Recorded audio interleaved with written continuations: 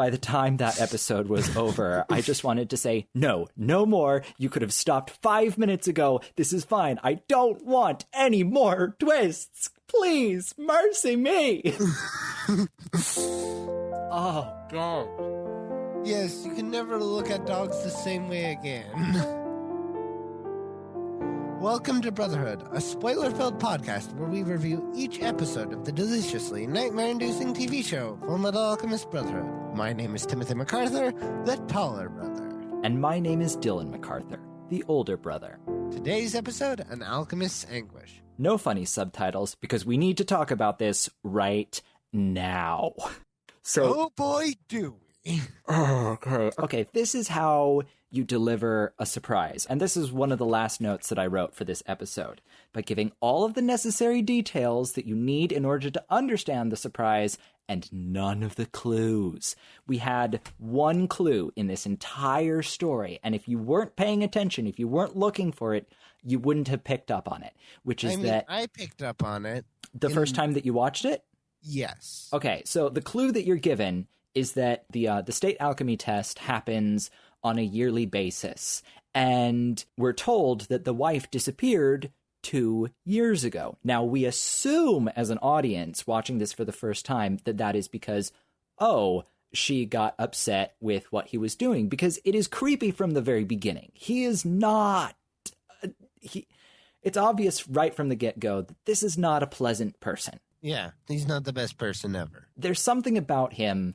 And it starts with the eyes, because we can't see his eyes half of the time. They're obscured and completely whited out. Which is unnerving, because the eyes are the windows to the soul. And so it's really hard to read this character who's kind of pitiful, and so you kind of relate to him, but he's also so distant. If you're paying attention to his mouth, like the way it is formed, and his eyebrows. Oh, yeah. You can actually tell, kind of to some extent, what he might be thinking, especially once you see the rest of the episode and all that. I mean, oh my gosh. There's a shot very early on where we see him talking about his work, and it's supposed to be sad. He's speaking with a sad inflection, but he's smiling. And I noticed that. I was like, okay, what's going on here? And there's even a point where he's talking to Alphonse and Edward Elric about their affliction. And, he's supposed to sound sad, but he kind of looks like a robot. In the sense that he looks like he feels nothing. There's also, and I know that I'm going to inflict pain upon your soul by saying this, but I immediately recognized him as one of the few characters that I saw from the original series when we were watching the episodes with Barry the Chopper. I immediately recognized him and I was like, oh, he's going to be coming up later on in this series, I bet, and he's going to be a creepy dude, so he's probably going to be creepy in this episode. But he's got such a sweet and innocent little daughter. What could possibly... I should have known better. Anyway. Oh, yeah, this episode is nightmare fuel, folks. So I guess before we really rip into what's going on here, we should probably go to the beginning. Breathe, Timothy. Breathe. One of the first notes that I have is... towards the beginning of the show, when we see a bunch of, they look like interns or whatever, they're doing work, and one of them says... He's talking about the radio. Right, he's talking about the radio, and the line that he says, I wrote down, I'll have to change out the part. What? That's not all of what he said. He said the part that it was beforehand, and then... Maybe this just happens to be a difference between, because you're listening to the English dub and I'm watching a subtitled version of the show. Yeah, maybe they improved the line in the English dub, like they recognized, wait, they should have done something better with this, and they did something better with that. I just thought it was hilarious that here is a point in the show where you would get a technobabble line of, we need the transmogrifier in the zoopity-doo-dah, and it's going to transmogrification effect, and like throwing out technobabble words. And he's just like, I need a part for my radio. It's like... You all know what the part is. Just make it up. Actually, he doesn't completely say that in the other episode. I mean, and he just goes on to say, this radio's really old. We're probably going to need to get it fixed or something. And then, Edward shows up and, claps and makes the radio all better. After that, we are returned to the recurring theme of this show, which is people talking in an office. And the note that I should have written down at this point is that every even episode retcons the mistakes of the previous episode.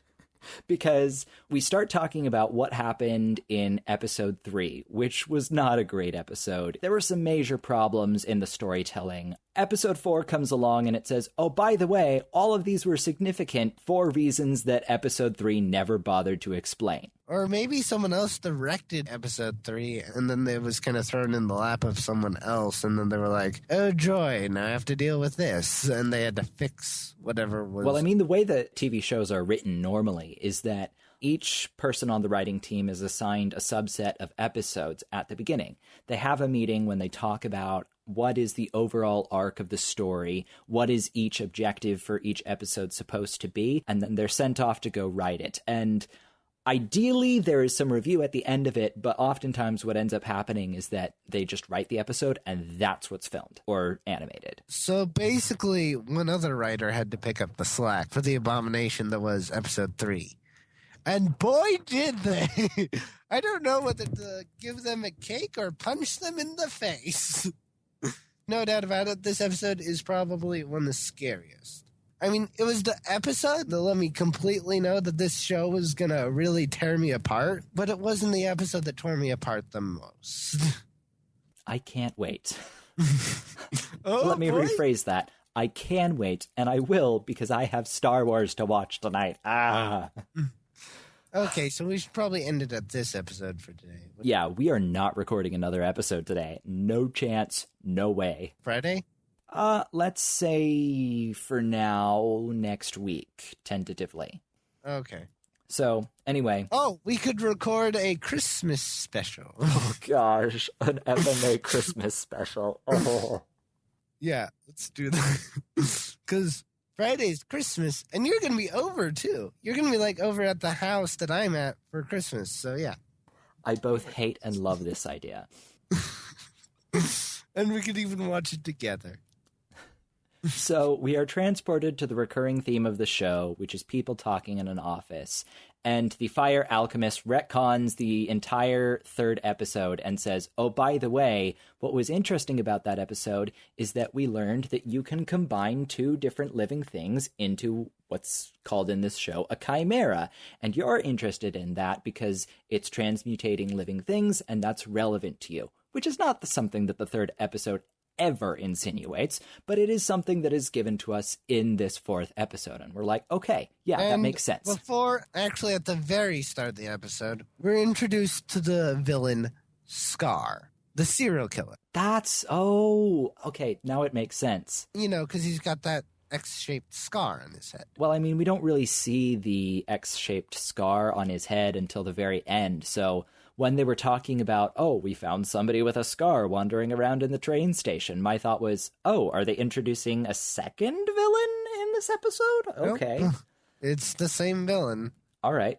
It is not something that is clearly given to the audience. People talk about him throughout the episode, but we don't really see him until the very, very end, but we'll get to that in a bit. And oh my gosh, the end of this episode. It made me so mad, but we're going to get to there. We're going to get there, I promise. At least I already got scarred for life. I mean, I still cried through the episode, but I already was kind of prepared for it again.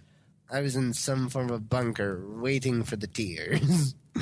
We are then taken to the home of Shao... What was his last name again? Shao Tucker. Shao Tucker. The sewing life alchemist. Because I guess if you think of life as blankets, he stitches them together. I guess it makes sense. He makes a chimera, which is basically like two things. It's basically two forms of life, like one animal and one animal stitched together through alchemy. It reminded me of... We're so easily distracted. It reminded me of Adelaide of the Wood from Over the Garden Wall. Oh, yeah. Okay. Now back to the actual show that we were supposed to be talking about, Fullmetal Alchemist. Come on. Okay, so we're introduced to him and we're introduced to the house. On the note that I had about this is that we aren't seeing the kitchen, we're seeing the dishes, because that's the part of the house that is important to the story.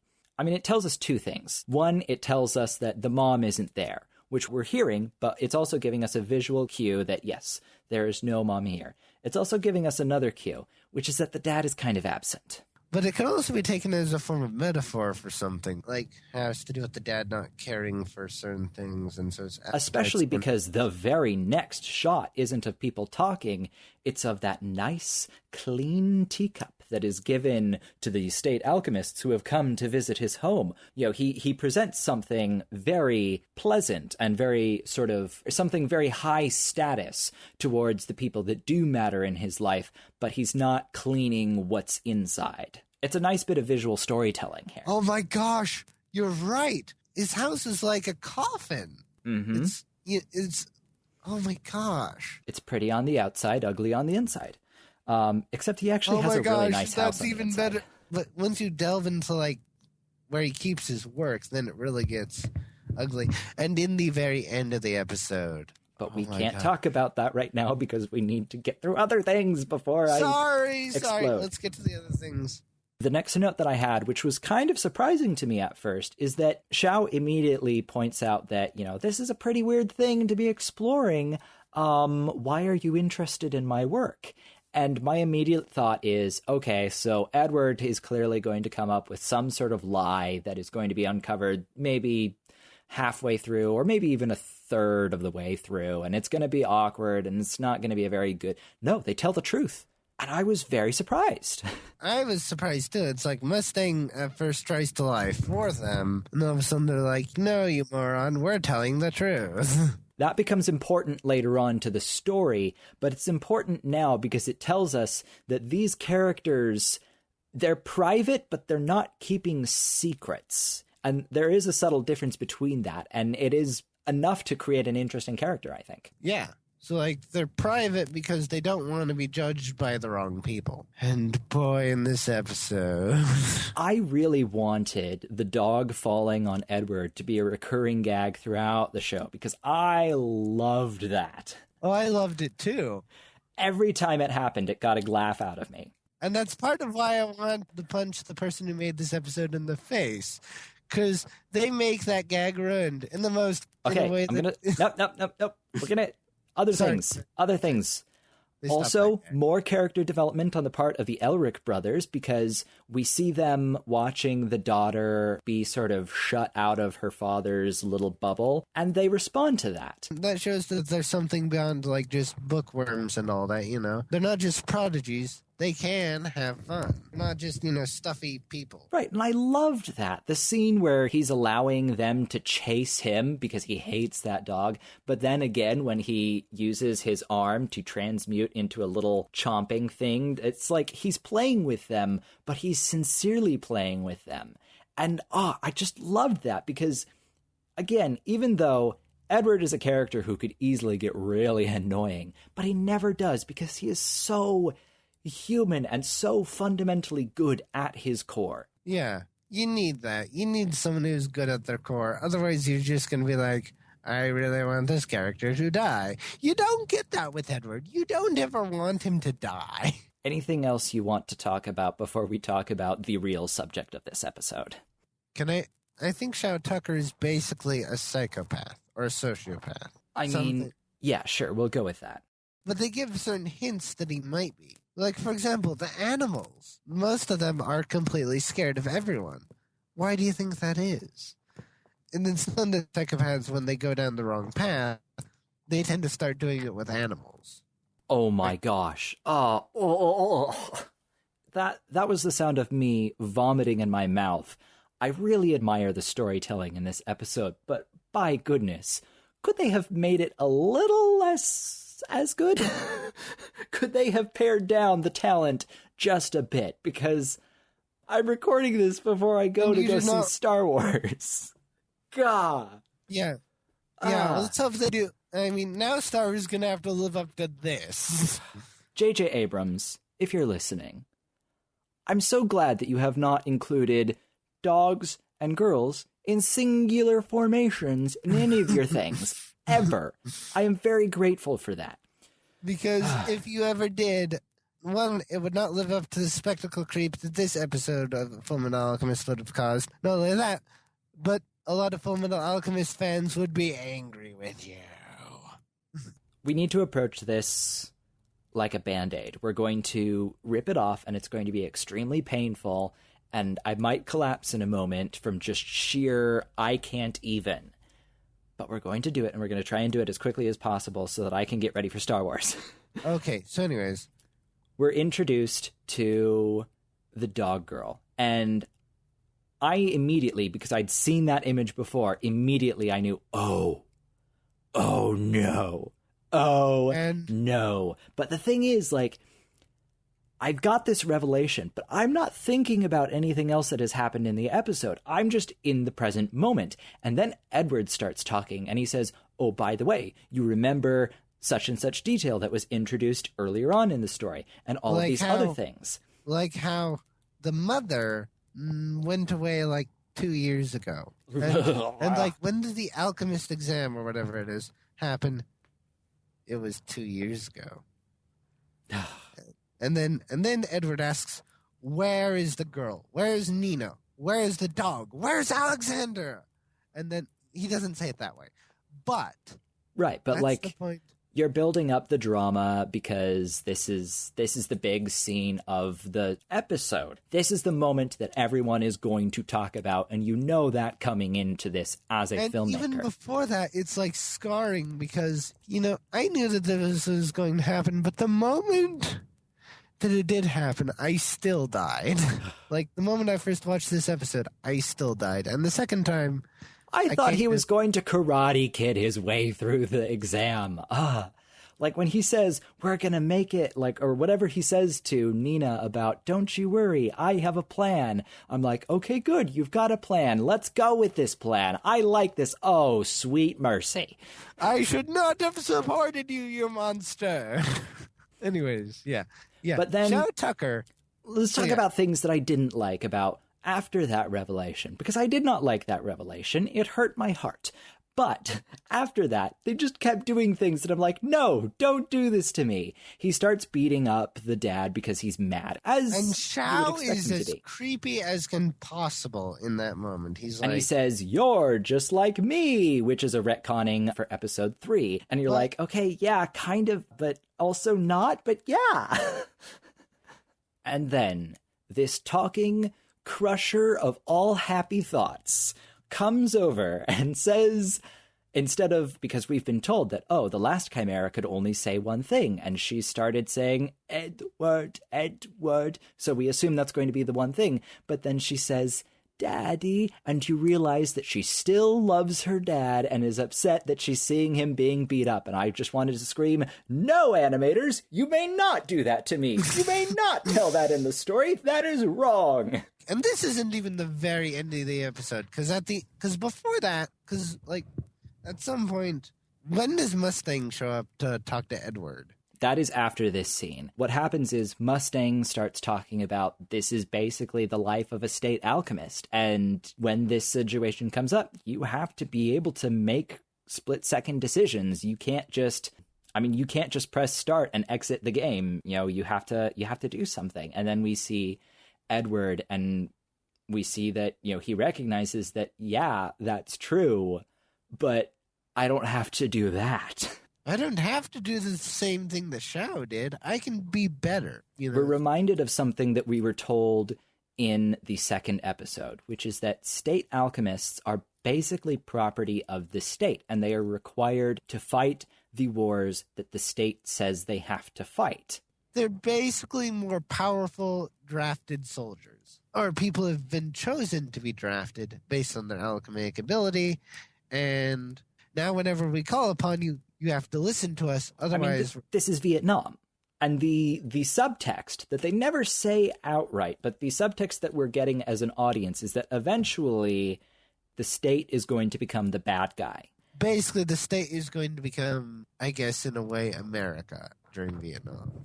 It already is, but we're told that at some point, the Fuhrer, or at least what the Fuhrer represents, is going to have goals that conflict with the Elric brothers, and they are going to become the villains of the story. Not yet, but in the future, and we're being prepared for it. In a way, Vietnam in the story, you kind of get a sense that it kind of already happened, and we're dealing with the aftershock of it. Because remember when they talk about the Ishval War? Yeah. They're talking about it in past tense. Mm-hmm. So in a way, we're dealing with Vietnam, but with a major aftershock. You get a sense that the country is still recovering. The country is still recovering, but it's also still kind of in wartime, strangely. Yeah. They aren't at war, but I have a question for you, Timothy. Yeah. Is this pattern of even episodes being awesome and odd episodes being okay going to continue for the rest of the series? I have no idea. I did not recognize that. Because the first episode was kind of, it was good, but it was flawed. I'm going to look at the next episode, see what that episode is. The second episode, as we talked about, was great. The third episode was terrible. Well, I'm going to look it up now. I'm looking up the episode now. Let's see. Episode 5, right? Yes. Episode 5. Oh, actually, this is kind of a good episode. All right. This is going to be a good episode, in episode 5, so look forward to it after you watch Star Wars. You know what I'm not looking forward to? What? Editing these podcasts. It's going to be an emotional train wreck. Oh, I could barely contain myself during Thomas, this episode. the train wreck. An emotional Thomas the train wreck. Good heavens. That should be its own little picture. I should make it like a wrecked Thomas the train that's crying. Or someone should make that picture and send it to Dylan on his. If you want to send feedback for this show, you can find me on Twitter as @FilmStoriesCode. Timothy is not online. He is a hermit. Yeah. Kind of an internet hermit. You are the guru of this series. We're not quite sure where you live. Maybe you're just an internet homeless person. I kind of am, actually. You kind of are. But I'm going to go get ready for Star Wars, which is hopefully not going to contain any transmutated human hybrids. Oh, Fingers crossed.